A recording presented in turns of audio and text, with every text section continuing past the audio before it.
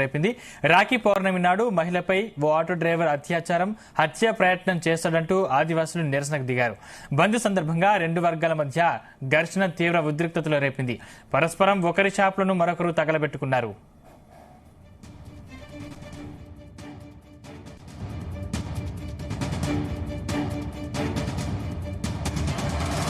జైనూర్ గొడవల్లో ప్రార్థనా స్థలాలు, పలు షాపులు, ఇళ్ల ముందు వాహనాలు, మార్కెట్ ప్రాంతంలోని దుకాణాలు, వాహనాలు ఘర్షణలో ధ్వంసమయ్యాయి. అప్రమత్తమైన పోలీసులు 144 సెక్షన్ విధించారు. జిల్లా ఎస్పీ డివి శ్రీనివాసరావు, ఆసిఫాబాద్ డీఎస్పీ సదయ్య జైనూర్లో బందోబస్తు టైట్ చేశారు.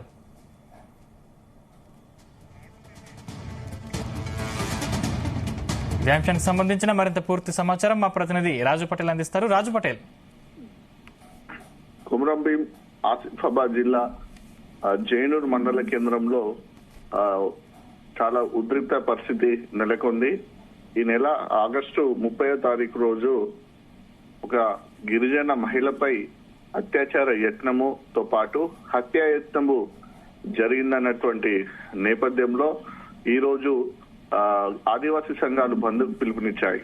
అంటే ఈ నెల ఆగస్టు 30వ తారీఖు రోజు ఆటోలో ప్రయాణిస్తున్నటువంటి మహిళపై ఆటో ఒక వర్గానికి సంబంధించినటువంటిది డ్రైవరు అత్యాచార యత్నంతో పాటు ఇటు హత్య చేయడానికి ప్రయత్నించాడని చెప్పిన నేపథ్యంలో ఆదివాసీ సంఘాలు ఈరోజు జైనూర్తో పాటు ఇటు ఆదివాసీ ఏజెన్సీ సంబంధించినటువంటి బంద్కు పిలుపునిచ్చాయి. అయితే అటు పోలీసులందరూ కూడా ప్రశాంతంగా బంద్ జరుగుతుంది అని భావించిన నేపథ్యంలో ఒకేసారి ఆదివాసీ సంఘాల నాయకులు తమ ప్రత్యర్థి వర్గానికి చెందినటువంటి వారిపై, వారి ఇండ్లపై కూడా, వారి షాపులపై కూడా పెద్ద ఎత్తున విధ్వంసం సృష్టించారు. ఎవరైతే ఆటో డ్రైవర్ గిరిజన మహిళపై అత్యాచార యత్నంతో పాటు హత్య యత్నం చేయాలనుకున్నటువంటి ఆటో డ్రైవర్ ఎవరైతే ఉన్నారో ఆ వ్యక్తి యొక్క ఇంటిని కూడా దగ్ధం చేశారు. దాంతో పాటు ఆ వర్గానికి సంబంధించినటువంటి కొందరి ఇండ్లపై కూడా దాడి చేశారు. కొన్ని షాపులను కూడా ధ్వంసం చేసి నిప్పట్టించారు. సో చాలా ఉద్రిక్తమైనటువంటి పరిస్థితి నెలకొంది. ఆదివాసీ సంఘాల నాయకులతో పాటు వాళ్ళందరూ కూడా ఎవరిని కూడా అక్కడికి వచ్చే క్రమంలో అందరినీ తరిమి కొట్టారు. ఎవరైనా అక్కడ సెల్ ఫోన్ లో వీడియోలు తీసినా, ఫోటోలు తీసినా కూడా వాటిని కూడా ధ్వంసం చేశారు. చివరికి పోలీసులను కూడా జైనూర్ కి వెళ్లకుండా ఆ జైనూర్ బార్డర్ లోనే వీరిపై కూడా రాళ్ల దాడి చేశారు. దీంతో పోలీసులు కూడా జైనూర్ లోకి వెళ్లిన పరిస్థితి. అసలు జైనూర్ లో ఏం జరుగుతుంది అనేది ఒక 3-4 గంటల పాటు కూడా తెలియని పరిస్థితి. కేవలం దూరం నుంచి ఏదైతే షాపులను, ఇండ్లను తగులబెట్టారో ఆ పొగలను చూసి ఇక్కడ ప్రమాదం జరిగింది, ప్రమాదము సంఘటనలో పెద్ద ఎత్తున కూడా దగ్ధం అవుతున్నాయి కాబట్టి నిప్పంటించారు. అక్కడ ఇండ్లు కాలుతున్నాయి, షాపులు కాలుతున్నాయి అనేది తెలియలేదు. దాంతో పాటు ఇటు ఆటోలు కానీ, బైక్లను కానీ కూడా వాటిని కూడా ధ్వంసం చేశారు.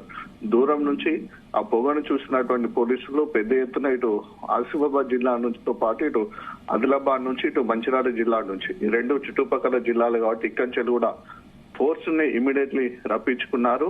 సో రప్పించుకొని అటు ఫైర్ ఇంజన్ సహాయంతో కూడా పెద్ద ఎత్తున ఫోర్స్ జైనూర్ లోపలికి వెళ్లి అక్కడ ఉన్నటువంటి సిచ్యువేషన్ అయితే ప్రజెంట్ కంట్రోల్ చేశారు. ఎందుకంటే ఇది కమ్యూనల్ ఇష్యూ. అటు ఆదివాసీ సంఘాలతో పాటు ఇంకో మరొక వర్గానికి సంబంధించినటువంటిది ఇష్యూ జరుగుతున్న నేపథ్యంలో కమ్యూనల్ ఇష్యూ ఇది పెద్ద ఎత్తున బయట ప్రపంచానికి తెలిస్తే మరింత వేరే చోట్ల కూడా మళ్ళీ ఇట్లాంటి గొడవలు జరిగే అవకాశం ఉంటుంది. అంటే నిందితుడిని అదుపులోకి తీసుకున్నారు. అంటే ఎన్ని సెక్షన్ల కింద కేసు నమోదు చేశారు? అయ్యా, నిందితుడిని అదుపులోకి తీసుకున్నారు. అతని మీద ఎందుకంటే బాధితురాలు ఎస్టీ కమ్యూనిటీ చెందిన వాళ్ళు కాబట్టి అటు ఎస్సీ ఎస్టీ అట్రాసిటీ చట్టాన్ని నమోదు చేశారు. దాంతో పాటు మహిళపై హత్యాయత్నం సంబంధించినటువంటి కేసులు ఏమైతే ఉంటాయో పోక్సో చట్టము అలాంటి చట్టాలు కూడా నమోదు చేశారు.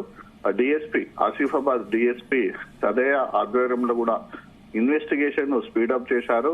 ఇష్యూ నిన్న తెలియడంతో, ఎందుకంటే నిన్న ఆదివాసీ సంఘాలు ఆందోళన నిర్వహించాయి ఈ ఘటనకు సంబంధించింది. అంటే అప్పటి వరకు పోలీసులు కూడా ఎలాంటి సమాచారం లేదు. ఎందుకంటే ఆ బాధిత మహిళను అది హత్యాయత్న ప్రయత్నం చేసి రోడ్డు పైన పడేశారు. దీంతో ఆమెను స్పృహ కోల్పోయింది కాబట్టి ఆమెను ఇమీడియట్ అక్కడి హైదరాబాద్ గాంధీ హాస్పిటల్ షిఫ్ట్ చేశారు.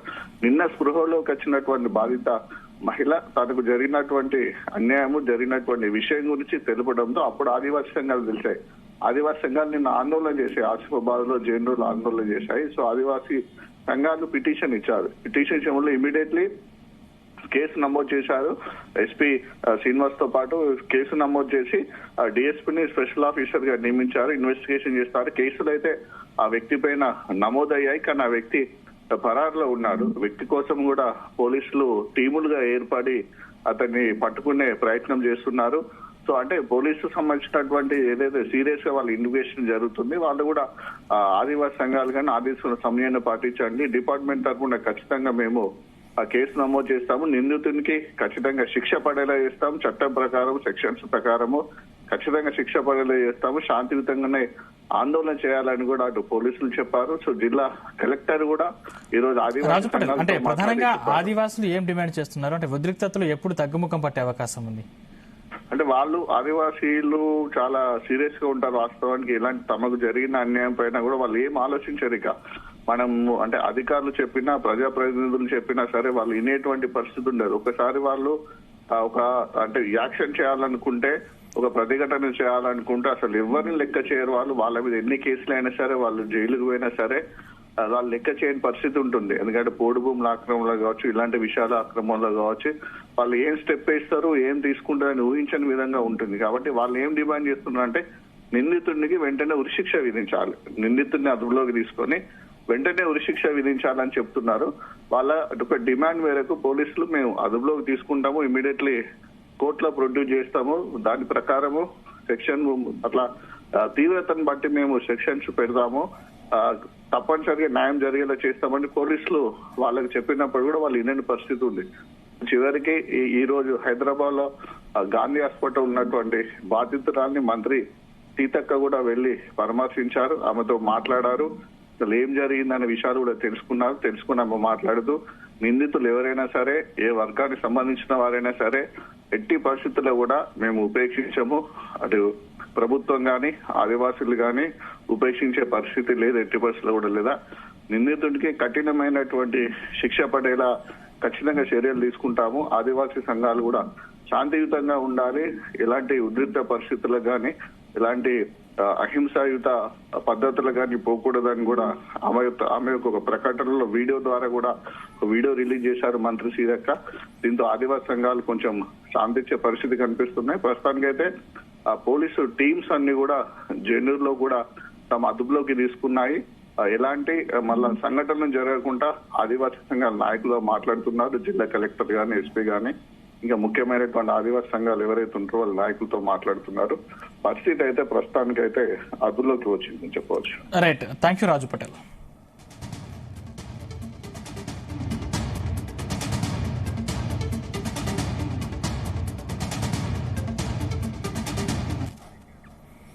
కేంద్ర హోంశాఖ సహాయ మంత్రి బండి సంజయ్ రాష్ట్ర డీజీపీ జితేందర్ కు ఫోన్ చేశారు.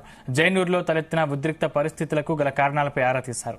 గత నెల 31న జైనూరు మండలం దేవ్గూడకు చెందిన ఆదివాసీ మహిళపై ఆటో డ్రైవర్ షేక్ మగ్దూమ్ లైంగిక దాడికి యత్నించడంతో పాటు హత్య చేసేందుకు ప్రయత్నించాడు. ఈ ఘటనపై ఆదివాసీలు నిరసన ప్రదర్శనలు చేశారు.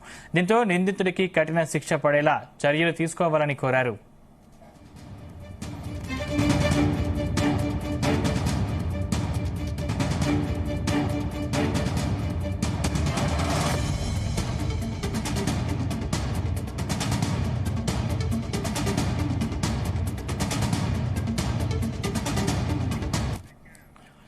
ఇక జైనూరు ఉద్రిక్తతలపై స్పందించారు మజ్లిస్ చీఫ్ హైదరాబాద్ ఎంపీ అసదుద్దీన్ ఓవైసీ. ఈ ఘటనపై పూర్తి వివరాలు తెలుసుకుంటున్నానని, చట్టాన్ని చేతుల్లోకి తీసుకునే హక్కు ఎవరికీ లేదన్నారు. ఇళ్లలోకి చొరబడి దాడులు చేసిన వారిపై ప్రభుత్వం చట్టపరమైన చర్యలు తీసుకోవాలని అసద్ డిమాండ్ చేశారు.